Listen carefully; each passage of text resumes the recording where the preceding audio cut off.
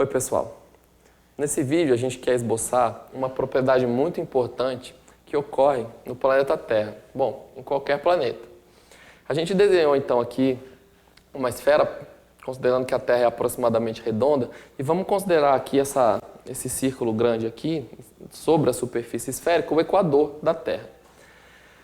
Daí, para a gente identificar os pontos no equador com números, que a gente vai precisar para fazer uma conta, a gente vai considerar então o marco zero, um ponto do equador por onde se corta o meridiano de Greenwich, que normalmente é o marco zero mesmo. Então aqui seria o P do zero, um ponto associado ao zero.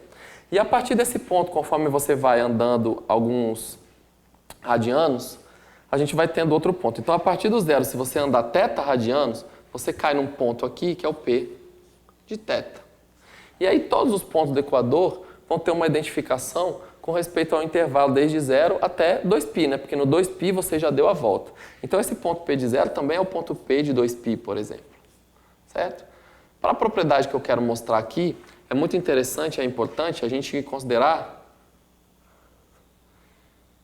para cada P do equador, para cada ponto, aquilo que a gente chama de antípoda, que nada mais é do que você considerar o ponto que está diametralmente oposto ao ponto P.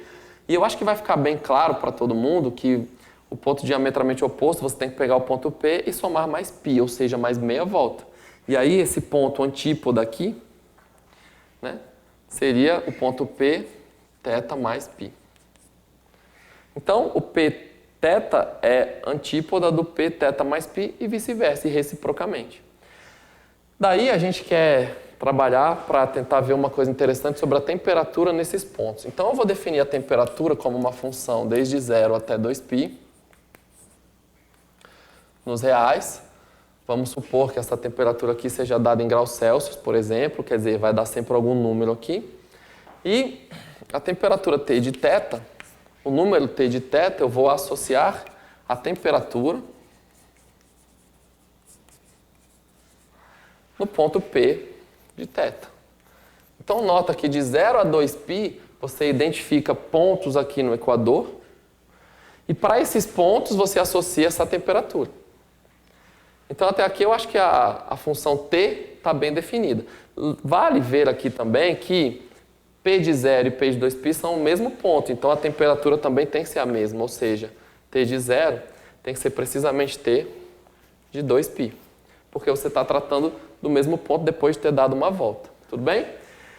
Vamos caminhar para cá e eu vou propor aqui o problema. O meu problema é o seguinte, ou a propriedade, né?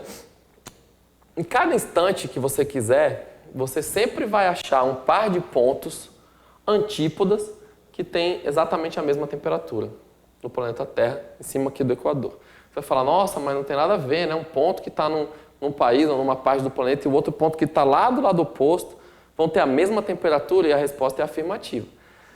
Eu não vou saber dizer qual é o ponto, mas sempre, em todo instante, tem um par de pontos antípodas que tem a mesma temperatura. Pelo menos um, pode até ser que haja mais. E como é que a gente vai solucionar ou provar essa propriedade? Então, nosso problema, vamos solucionar da seguinte maneira, para provar isso. A gente vai definir uma função desde 0 até π nos reais. E essa função vai associar um ângulo θ com a temperatura num ponto antípoda, com a subtração das temperaturas de dois pontos antípodas. Dessa forma. Então eu vou associar a temperatura no ponto P ali, θ mais π, que é o ponto que eu desenhei lá atrás da esfera, menos a temperatura no ponto P θ. E bom, o que eu quero provar? Que a F zera. Claro, se a F zerar, quer dizer que as temperaturas são iguais. Então, a temperatura no ponto e no antípoda deu igual. E para eu provar que a F admite pelo menos um zero, eu vou estudar a função F no ponto 0, no ponto π, e vou usar o teorema do valor intermediário para chegar a essa conclusão. Então, vamos começar aqui a F no ponto 0. A F no ponto 0 vai ficar o T de 0 mais π, que nada mais é do que o T de π, menos o T de 0. Ou seja, é a temperatura no ponto do equador, no meridiano de Greenwich, que é o marco zero, e a temperatura no oposto, no antípodo. Depois eu vou estudar a f no π. E no π, aqui vai ficar o t de 2π menos o t de π. Se você prestar bem atenção, o t de 2π é exatamente o t de 0, né? Então, essa parte aqui é o t de 0. E aí você nota o seguinte, a f de 0 é t de π menos t de 0. E a f de π é t de 0 menos t de π. Ou seja, uma é o oposto da outra.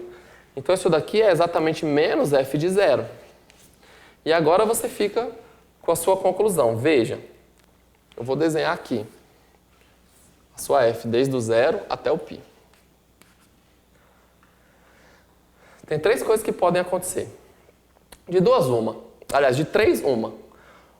Ou a f de 0 é 0, e aí menos 0 é 0 e a f de π também é 0. Ou seja, ou você sai do 0 e chega no 0, o gráfico da f.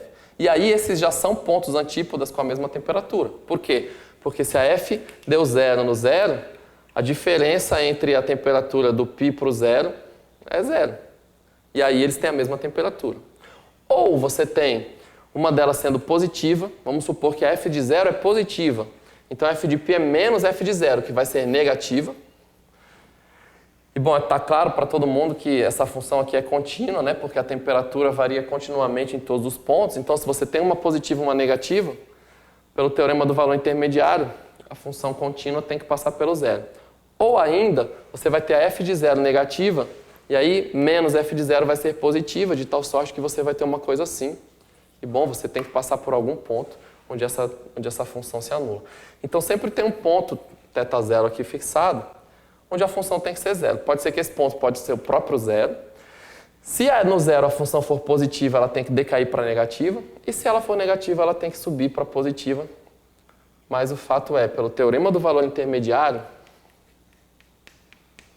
uma função contínua que troca de sinal tem que passar pelo 0, ou seja, a f possui uma raiz. E aí a gente conclui de fato que você tem um par de antípodas aí com a mesma temperatura em qualquer instante que você quiser nesse equador. Tá bom? É uma propriedade bem interessante, graças ao teorema do valor intermediário. Eu espero que você tenha entendido.